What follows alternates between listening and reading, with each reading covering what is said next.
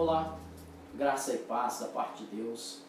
Retornando à sequência de nossos vídeos, hoje, de estudos bíblicos, hoje nós vamos trabalhar aqui no Salmo 29, que fala da voz do Senhor. É um salmo muito curioso, muito enigmático, e nós vamos trabalhar aqui. Eu vou começar a leitura do Salmo 29. Dai ao Senhor, ó filhos dos poderosos, dai ao Senhor glória e força, dai ao Senhor a glória devida ao seu nome. Adorai o Senhor na beleza da sua santidade. A voz do Senhor ouve-se sobre as águas, o Deus da glória troveja, o Senhor está sobre as muitas águas. A voz do Senhor é poderosa, a voz do Senhor é cheia de majestade. A voz do Senhor quebra os cedros, sim, o Senhor quebra os cedros do Líbano. Ele os faz saltar como a um bezerro ao Líbano, e Sirion como novos unicórnios. A voz do Senhor separa as labaredas de fogo, a voz do Senhor faz tremer o deserto. O Senhor faz tremer o deserto de Cádiz. A voz do Senhor faz parir as serras e desnuda as brenhas, e no seu templo cada um diz glória. O Senhor se assentou sobre o dilúvio, o Senhor se assenta como rei perpetuamente. O Senhor dará força ao seu povo, o Senhor abençoará o seu povo com paz. E assim encerramos a leitura desses 11 versículos do Salmo 29. E nós não vamos entrar nos detalhes sobre o livro dos Salmos, a sua divisão quinária, fazendo analogia com o Pentateuco e alguns outros detalhes, a autoria, a natureza dos Salmos. Não vamos trabalhar especificamente com o Salmo 29 neste vídeo. O curioso é que este vídeo ele narra uma tempestade, começando com um projeto da tempestade no céu, na eternidade, no trono do Altíssimo. Depois vem para o mar Mediterrâneo. Do mar Mediterrâneo ele vai chegando ao leste da Palestina, ele vai chegando nas cordilheiras do Líbano, e aí a tempestade prossegue e vai para o deserto de Cádiz, e depois no final termina com a pacificação, a paz. Alguns estudiosos, historiadores, afirmam que Davi, esse salmo é atribuído a Davi, e afirmam que Davi estava num momento de reflexão no alto do seu palácio, no terraço do seu palácio, da sua residência oficial, e ele olha para o mar Mediterrâneo ao longe, no horizonte, e ele percebe a tempestade. E ele pega esse fato, ele começa a narrar, ele traz essa narrativa, e em glorificação, em louvor ao nome do grande Deus. E é o que nós pretendemos então fazer aqui, analisando esse detalhe. O curioso também é que o Salmo 29, com seus 11 versículos, do versículo 3 até o versículo 9, existem 7 manifestações da voz do Senhor. Davi escreve 7 manifestações da voz do Senhor. Eu não sei se, por coincidência, eu não sei se vai captar o vídeo do meu iPad, mas há 10 minutos começou também uma tempestade aqui na cidade de Mimoso, e não sei se dá para captar, porque eu estou com o meu escritório todo fechado aqui, com o ar refrigerado ligado, então não sei se vai dar para ouvir. Mas está trovejando lá fora, e curioso que quando eu abri a Bíblia para ler um pouco deste salmo, para produzir esse vídeo, começou uma tempestade. Por enquanto está no trovão e umas poucas gotas de chuva caindo. E é curioso e coincidente porque Deus controla tudo isso, e se coincidência ou não, o fato é que o tema nosso aqui sobre a tempestade coincidiu com um fato real que está acontecendo aqui paralelamente a este vídeo. Pois bem, então nós vamos começar a trabalhar com este salmo. Nós vemos 7 manifestações da voz do Senhor. Se nós olharmos lá para o Novo Testamento, nós vamos perceber que 7 frases no Calvário. Jesus profere 7 frases quando estava crucificado. Há um vídeo nosso falando sobre essas 7 frases. Eu não vou trabalhar com números cabalísticos, com numerologia bíblica, nem nada, mas de toda sorte, a Bíblia nos informa que existe toda uma sintonia de lógica inclusive envolvendo números dentro da palavra de Deus, que traz um mistério muito interessante. Nós vamos ver lá, nós vamos perceber lá em Apocalipse 3:1, que Apocalipse 3:1 fala sobre os 7 Espíritos de Deus. Se você abrir lá em Apocalipse capítulo 3, versículo 1, vai falar sobre os 7 Espíritos de Deus. Ainda que seja misterioso e simbólico, o fato é que, coincidentemente, entre aspas, esse salmo também ele traz 7 manifestações. O livro de João, o Evangelho de João, nós vemos 7 afirmações do Senhor Jesus trabalhando com o verbo eu sou. Eu sou o caminho, a verdade e a vida, eu sou a porta das ovelhas, eu sou a luz do mundo e por aí vai. São 7 manifestações, se você quiser contar, você vai perceber que são 7 manifestações. Há um texto também em Provérbios, muito interessante: 7 vezes o justo cairá e 7 vezes ele se levantará. Curioso também, curiosa a narrativa da criação, 6 dias de criação mais um de descanso, 7. Então esse número é como sendo uma perfeição de Deus, simbólico ou não, alegórico, tipológico ou não, não importa. O fato é que este Salmo 29 traz essa manifestação em 7 colocações aqui. A tempestade, ela começa no versículo 1, dai ao Senhor, ó filhos dos poderosos, dai ao Senhor glória e força. Esse filho de poderosos, lá no hebraico, lá no original, né, o livro de Salmo lá foi escrito no hebraico, o nome Salmos, que nós vemos como saltério, veio para o português como saltério ou como salmos, mas lá no original hebraico se chamava Terrilim. Este livro, ele revela manifestações humanas para glorificar ao nome do grande Deus. E há profecias aqui, há simbologias, há metáforas aqui maravilhosas para nós meditarmos, dentre as quais essa que nós estamos aqui trabalhando. Pois bem, o primeiro versículo narra o início, a gênese, a origem, o início da tempestade. Começa então lá no céu, porque filho dos poderosos aqui, no original, são seres celestiais. Então Deus convoca seres celestiais, os seus anjos, para organizar, vamos dizer assim, uma tempestade. E essa tempestade tem uma aplicabilidade, é isso que eu quero trazer, ela tem uma aplicabilidade na forma de redenção humana. Então dai ao Senhor, ó filhos poderosos, dai ao Senhor glória e poder. Dai ao Senhor a glória devida ao seu nome. Então vamos parar um pouco no versículo 2. Dai ao Senhor a glória devida ao seu nome. O texto revela aqui, se nós transportarmos para o entendimento da redenção, o texto revela aqui que a salvação, a redenção do homem, ela é totalmente teocêntrica. A glória pertence ao nome do Senhor. Ela não tem participação humana. Não é o livre-arbítrio, o homem. Não, Jesus falou, não foram vocês que me escolheram, eu escolhi vocês. Então, ela é totalmente teocêntrica. Deus escolhe e nós apenas cremos na escolha e abraçamos a fé.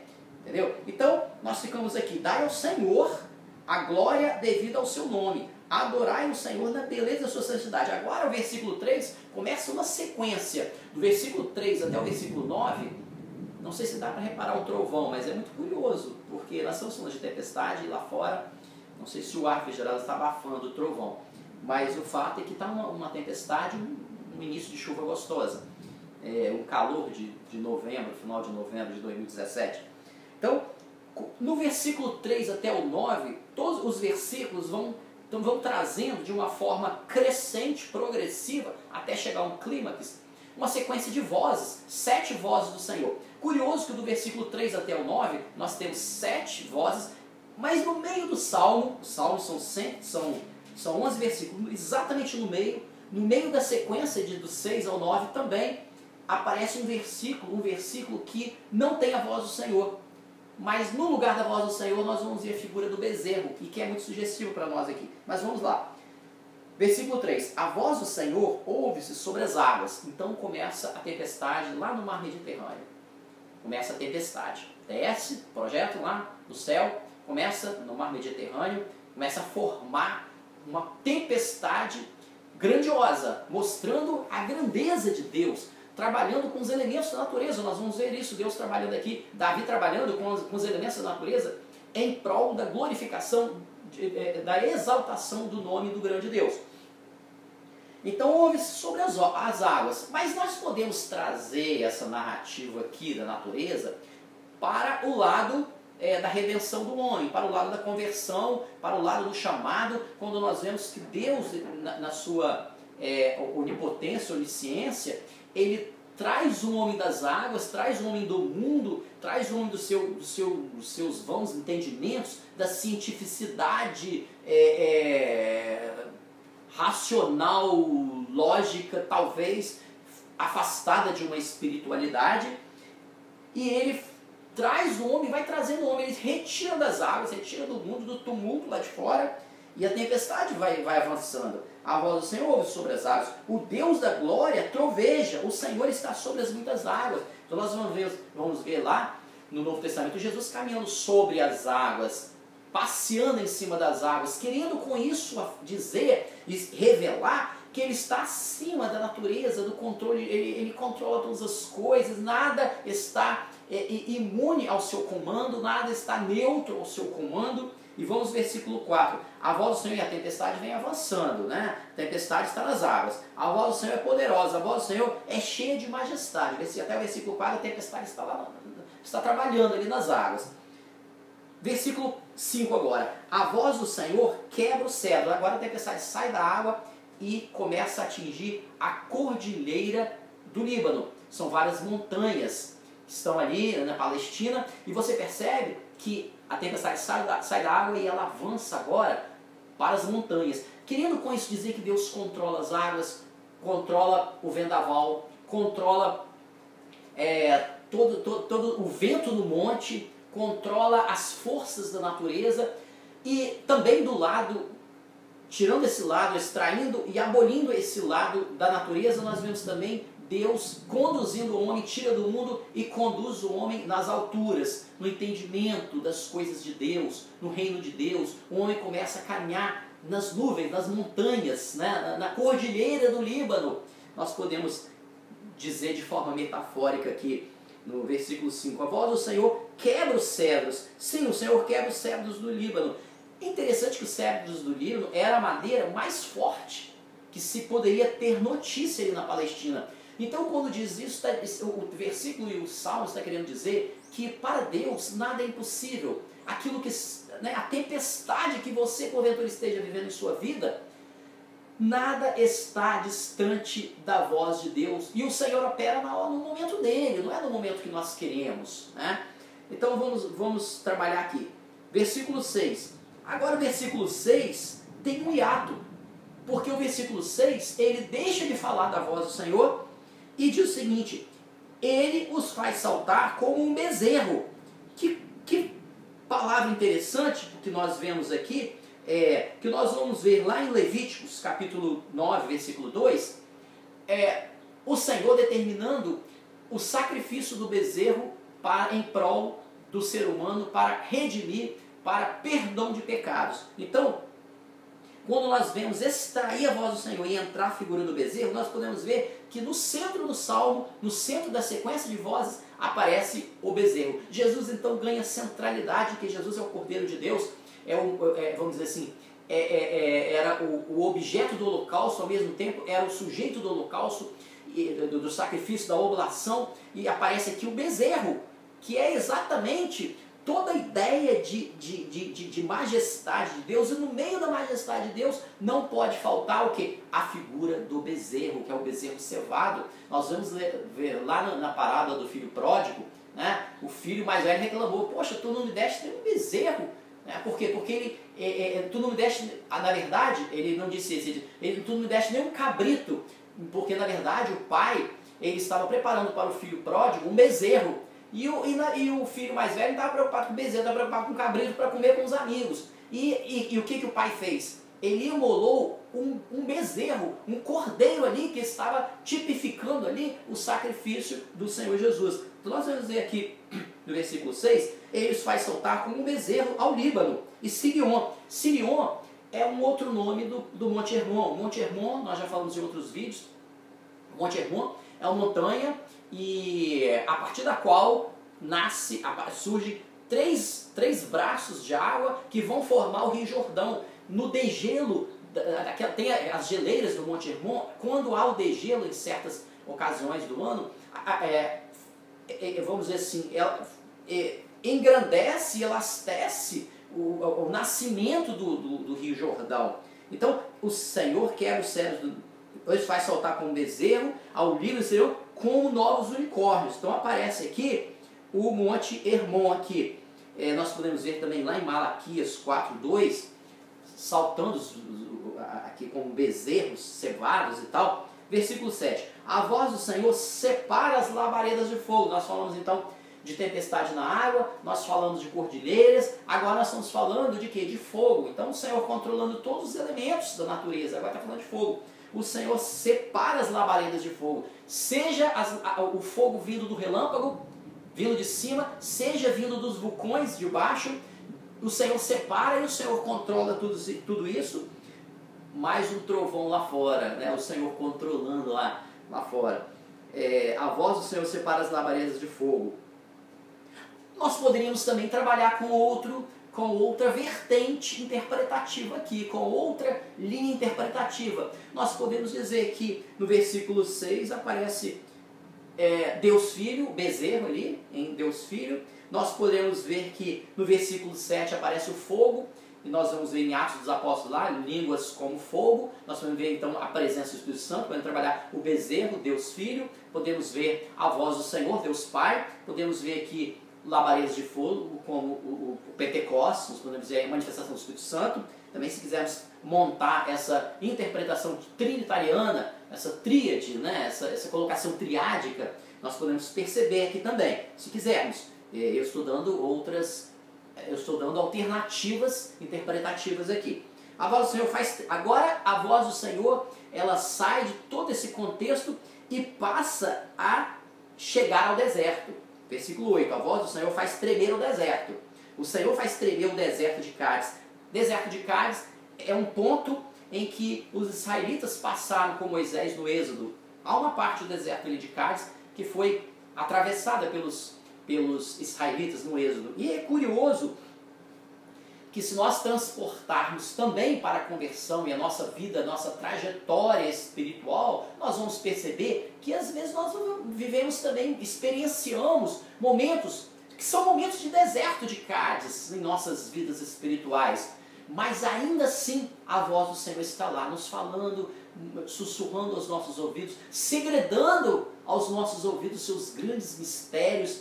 E às vezes nós não vemos. O que você vê no deserto? Você não vê saída, você não vê um oásis. Às vezes o oásis até é fruto de uma imaginação, o que nós percebemos. Mas Deus controla e vem trazendo a tempestade, vem trazendo do jeito que Ele quer, não do jeito que nós queremos. E às vezes nós estamos vivendo assim uma situação árida, uma situação inóspita, uma situação desértica.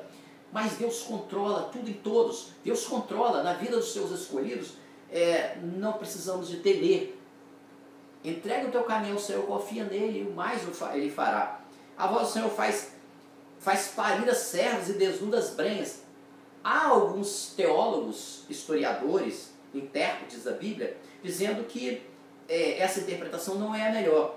Não está falando sobre animais, está falando sobre os carvalhos. De uma forma ou de outra, numa interpretação, numa linha ou em outra, nós podemos ver que a tempestade agora sai daquilo que é da natureza de água, dos elementos da natureza, fogo, vento e tudo mais, terra, e começa a atingir os seres vivos que respiram aqui. Nós vemos aqui, seja animais, seja os animais parindo, dando frutos, seja árvores, carvalhos sendo desnudados de toda sorte. A voz do Senhor controla todas as coisas, em todo ser que respira. Louve ao Senhor. Onde eu estou, versículo 9. A voz do Senhor faz parir as cervas e desnuda as brenhas. Você pode contar lá 7 manifestações da voz do Senhor. E no seu templo, cada um diz glória. Em todo o tempo aparece a voz do Senhor e a glorificação ao seu grande nome. Versículo 10. O Senhor se assentou sobre o dilúvio. O que foi o dilúvio? O dilúvio foi um marco. A era pré-diluviana era uma era na qual os homens viviam 800, 600, 800, 900 anos. Então Deus trouxe, o dilúvio foi um tipo de juízo, e só salvaram 8 pessoas na arca, ali, Noé e a sua família. Nós podemos perceber que o dilúvio para nós aqui, de uma forma interpretativa, trabalhando com uma exegese do texto, numa ciência, né, numa hermenêutica, nós podemos perceber aqui que o dilúvio ele foi um marco, um fator determinante. A era pré-diluviana e a era pós-diluviana. Nós vamos ver então que o Senhor se assenta sobre o dilúvio. Ele controla os fatos determinantes, ele controla os marcos divisórios, ele controla todas as coisas. E por maior intensidade que foi o dilúvio, como de fato foi, Deus em todo momento está no controle. Alguém poderia dizer o seguinte: mas eu não creio nisso. Mas é interessante que, crendo ou não vai mudar uma realidade. As pessoas podem chegar para mim e dizer assim: eu não acredito que seu pai exista. Meu pai existe, mora em Vitória, na capital do Espírito Santo. Ele está lá internado numa clínica, mas ele existe. Então se alguém falar assim, prova que seu pai existe, eu não preciso de provar que meu pai existe, eu simplesmente sei que ele existe. Eu converso com meu pai e sei que ele existe. Então não há o que provar. E é por isso que Jesus falou: as minhas ovelhas conhecem minha voz. Você crê? Então você é a ovelha do Senhor. Ah, mas eu não creio, então desliga o vídeo, não assiste, vai ver piadas na internet, não é verdade? Mas aqui a voz do Senhor, se você quer ouvir a voz do Senhor, então você para e ouve a voz do Senhor. O Senhor se sentou sobre o dilúvio, o Senhor se senta como rei perpetuamente. Então está falando da eternidade. Né? Quem crê no Senhor Jesus, ainda que esteja morto, viverá a eternidade, viverá perpetuamente com Ele. E aí o versículo 11 diz o seguinte, que é finalizando aqui o nosso texto: o Senhor dará força ao seu povo. Agora já é diferente. A tempestade se acalma, né? A tempestade se acalma. Alguém poderia perguntar, eu vou terminar de ler aqui: o Senhor dará força ao seu povo, o Senhor abençoará o seu povo com paz. Então alguém poderia dizer o seguinte: será que só existe tempestade na vida do servo de Deus? Será que o texto todo, Davi estava falando de tempestade, não fala de nenhuma bonança? O texto, ele termina falando de paz. O texto aqui, o Salmo 29, ele termina após trabalhar toda essa trajetória ao longo de todo esse caminho que perpassou a tempestade. Agora ele fala o seguinte: ele dará força ao seu povo. Então ele fala agora no final sobre o seu povo, sobre a igreja. Então tudo isso converge e finaliza, do fim ao cabo, para um projeto de Deus na vida do seu povo. Por isso que é interessante. E o texto aqui, a par de toda a tempestade, sem embargo de toda a tempestade, o texto termina, o salmo termina com a paz. Porque é isso que almeja, essa é a nossa esperança da glória de Deus. E eu quero apenas finalizar lendo um outro texto da Bíblia. Eu não estava nem programando ler, porque quando a gente vai montar um vídeo, a gente programa alguma coisa. Mas me veio aqui à mente para eu terminar com esse vídeo, lendo apenas 2 versículos da palavra de Deus no livro de Salmo, Salmo 119, versículo 49 e 50. Diz o seguinte: lembra-te da palavra, o salmista dizendo para Deus, lembra-te da palavra dada ao teu servo, na qual me fizeste esperar. Isso é a minha consolação na minha angústia, porque a tua palavra me dá vida. Então na angústia, no deserto, nas montanhas, a esperança do servo de Deus é a palavra que ele tem. Ele abre a Bíblia e ele confere, ele examina as Escrituras e ele sabe que ele pode confiar no Pai Eterno. Ele sabe que ele pode confiar no Senhor dos Exércitos. Ele pode confiar porque Deus tem o controle de todas as coisas. Aquilo que nós não enxergamos porque a nossa visão humana é limitada, nosso cérebro tem um limite de visão, mas para Deus essa é a nossa esperança. Lembra-te, Senhor, da palavra dada ao teu servo, na qual me fizeste esperar. Essa é a minha consolação. A consolação do povo de Deus é o seguinte, que no final ele trará a paz que só Ele pode proporcionar para cada um de nós. Que Deus nos abençoe, graça e paz da parte de Deus. Fique com Deus.